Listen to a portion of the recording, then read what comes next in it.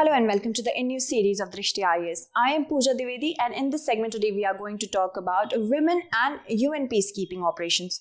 Now this topic is important from the perspective of prelims as well as GS mains paper 2 and 3. Let's look at the topics of discussion step by step. First of all, we will talk about YN news, followed by the UN peacekeeping operation, and we will talk about UN Women, an agency created by the United Nations General Assembly. We will talk about India's efforts to empower women, especially with respect to women in the UN peacekeeping operation. Then we will talk about the challenges the UN women face.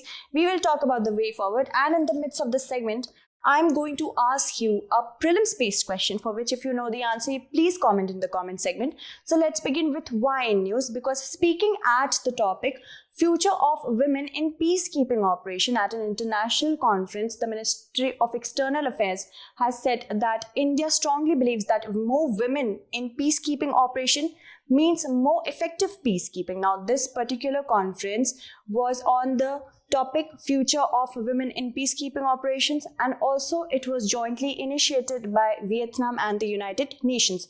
First, we will try to understand what is peacekeeping basically. So peacekeeping is one of the most effective tools that is available to the United Nations in order to assist the host countries from navigations from a very difficult path of conflict to peace. Now, if we talk about it, the United Nations peacekeeping operation came into existence at a time when there were immense Cold War rivalries and it was constantly paralyzing the United Nations Security Council. So the United Nations peacekeeping operation came into existence in the year 1948. And its first mission, which was authorized by the United Nations Security Council, was in the Middle East, and its work there was to monitor the implementation of the armistice agreement between Israel and its Arab neighbors. So since then, more than 70 peacekeeping operations have taken place and more than 3,000 members have laid down their lives under the UN flag from some 120 countries. And if we talk about by whom it is led by, the United Nations peacekeeping operation is led by Department of Peace Operations of the UN, and they are famously known as Blue Helmets or Blue Berets, the members of the UN peacekeeping operations, because of the color of their helmets. So they are known as Blue Berets. It's not berets, it's berets, right? This could include members of the police forces, the armed forces, as well as civilians. And these members, they remain a part of their respective armed forces and do not constitute a separate UN army. There is no such thing as UN army. And it's a very global, unique global partnership, bringing together under one umbrella the United Nations General Assembly, the Security Council, and the Secretariat, and the governments around the world in order to bring them and to build a peaceful society and also a conflict-resilient society.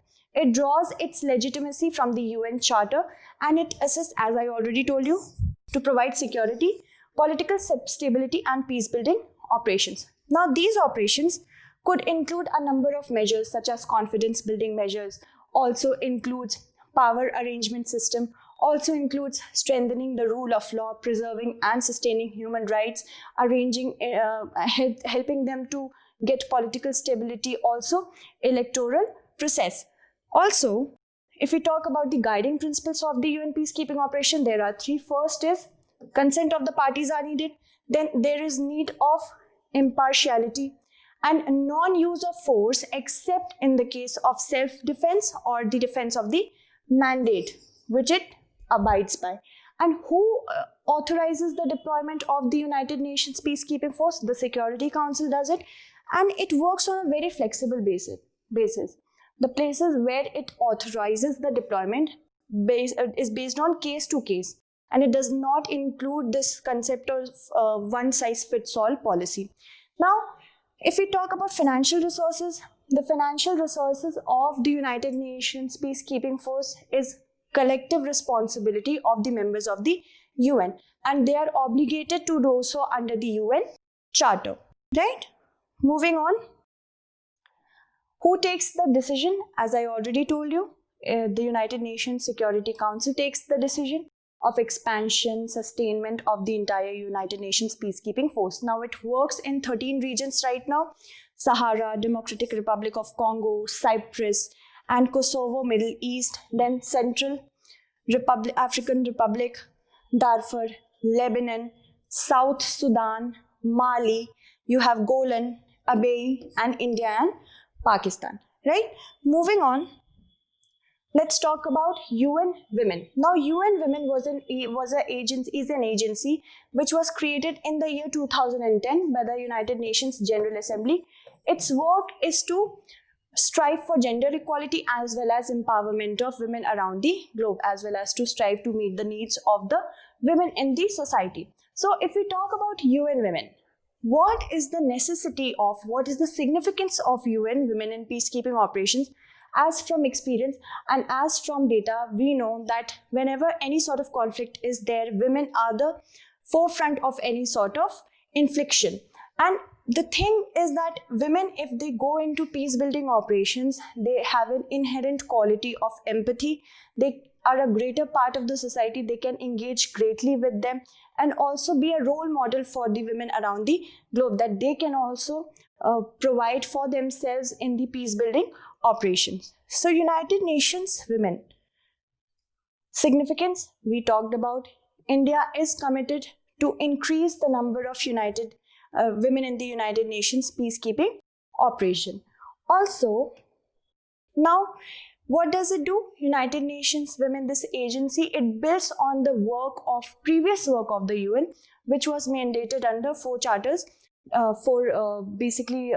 rules and law, that is DAW, DAW, INSTRAW, OSAGI, and UNIFEM. So these were the 4 different works of the UN prior to this. And UN Women builds on this only. So if we talk about the main role of UN Women, what are they? First, in order to support intergovernmental organizations, it works there. And also, for example, if we talk about such as the Commission on the Status of Women in Formulating Policies, as well as global standards and norms, not only formulates policy but also assists the member nation and also provides technical as well as financial support in case of need, and also forge very strong relationship with other civil society or civil society organization across the globe.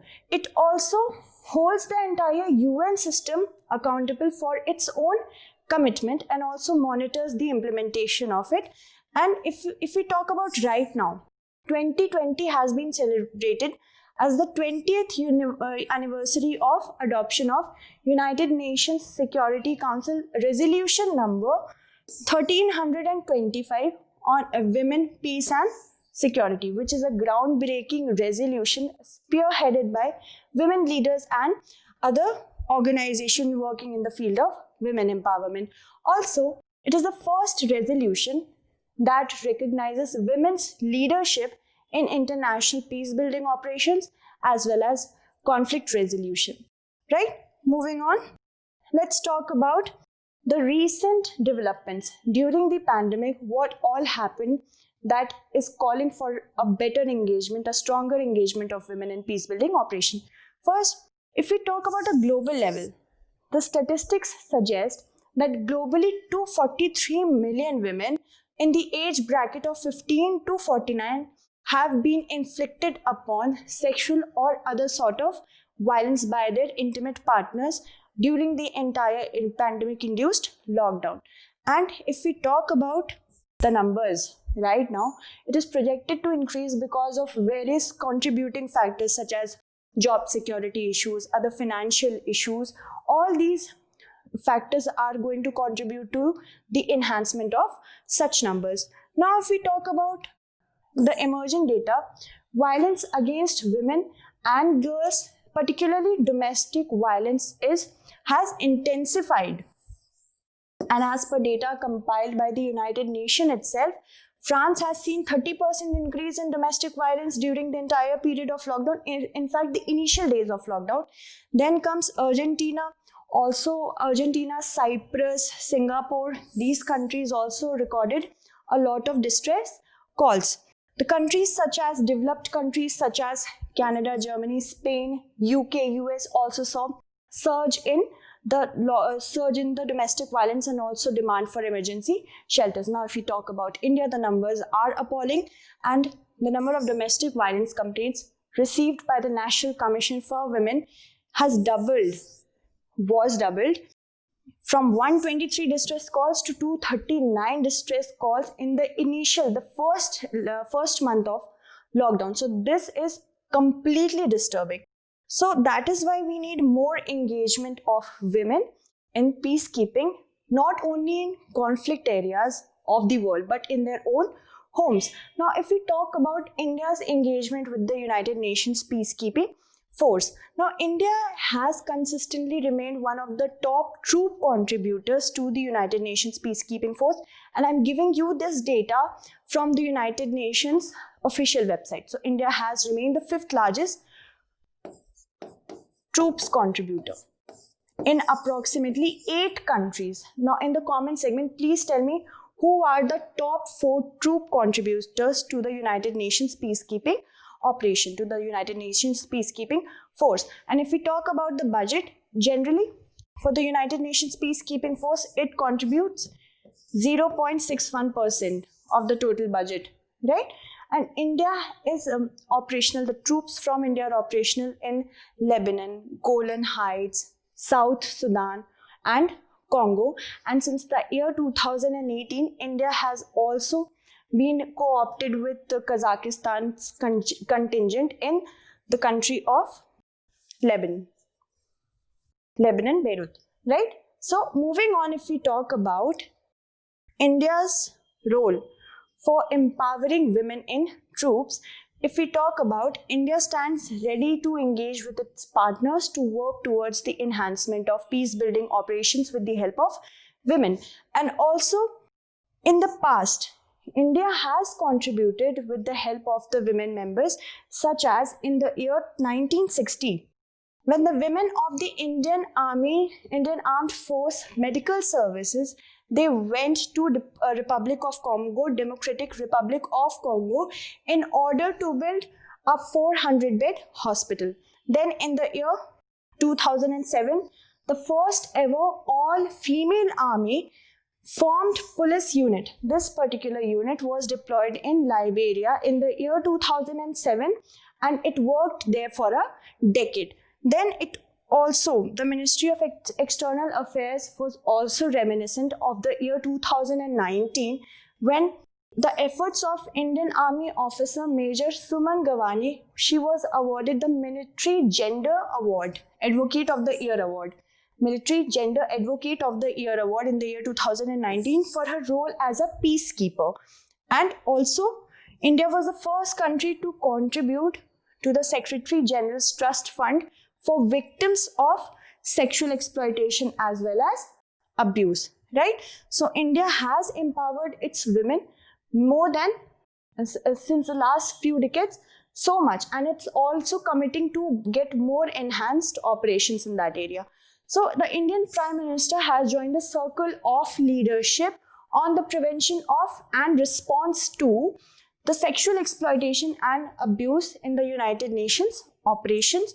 And India has already deployed a female engagement team at the Democratic Republic of Congo, which is a part of the Rapidly Deployable Battalion in MONUSCO, right? Let's move on and talk about it more.